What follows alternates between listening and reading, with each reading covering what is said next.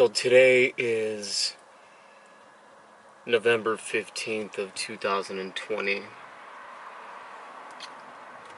I wanted to make a quick video because today's a special day for me. I started working with Grubhub November 15th, exactly a year ago, of November 15, 2019. And I remember getting really excited, really excited about working for Grubhub and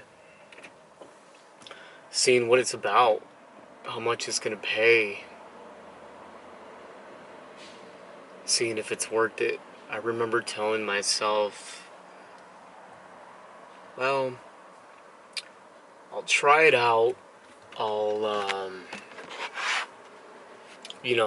do it for a couple weeks, see how much it pays, and if it's not worth it, stop doing it. And the weeks went by. I just continued working, kept working, and I loved it. I really did enjoy, or still do enjoy doing Grubhub. I think it's cool. I like that you don't have the commitment of a real job, whatever that means. Being committed and having to work a set amount of hours. And it's cool. It's cool. I do it on the weekends. I usually work until 6:30 on Fridays. And then I'll wait for an order, go deliver it.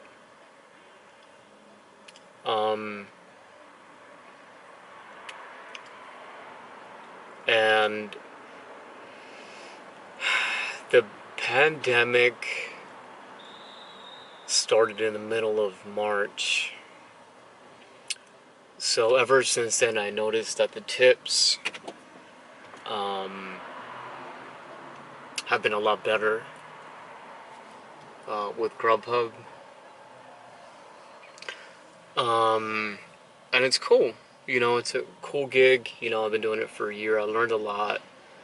I used to schedule big blocks because it's supposed to be guaranteed money, but it doesn't. It takes away the feeling of, having the ability of not working.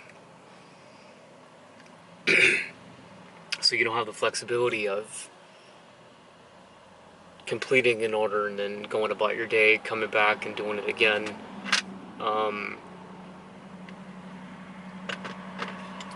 So that's one of the things that I've learned, is to not schedule a block, or maybe schedule one block just for the ratings portion of it. But really, just turning yourself on and making yourself available and to deliver, I think is what it's key. And I normally work, Fridays 6 to maybe 10 p.m. Saturdays I work all day normally. Sundays I work all day. Sundays usually is the days that are most productive. They have so many orders, the largest amount of orders, the largest tips. It's just an overall better day. When I first started, I used to work until 11 or 12 o'clock at night.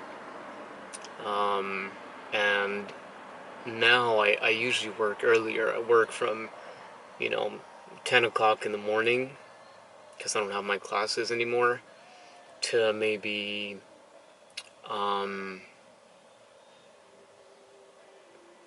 or 9 o'clock at night. And I know I know I'll probably earn more money if I do work later, but I don't want to do that. I don't want to be working till too late. Um, really, the purpose of this job is to, increase my income and all that. But the other thing I wanted to talk about was how crazy of a year it's been. Not really because of the virus, but because of losing my dad. Not having him around. I lost him January 20th, and that really took a toll on me. Um, that's something that really hurt. You know, I miss him every day, and I knew that I was gonna miss him for a long time. It um it really impacted me. But really, what am I trying to say here? What I'm trying to say is that I have learned from my dad's death. I have learned that I am strong enough to keep going. I'm also learning that, you know, I have to be more independent. It's crazy that I'm saying this at 34, but it's just a weird thing, when your dad passes, you lose a part of you. You lose a part of your soul. And so, but the good thing is that, I'm learning to be more independent, to be a more independent thinker, to make bolder decisions, to not let my anger get the best of me, to have commitment, follow up, to be a good person, really a good person, because death is real, and you just never know when it's your time to go. You really don't. Um, what else did I want to talk about in this video?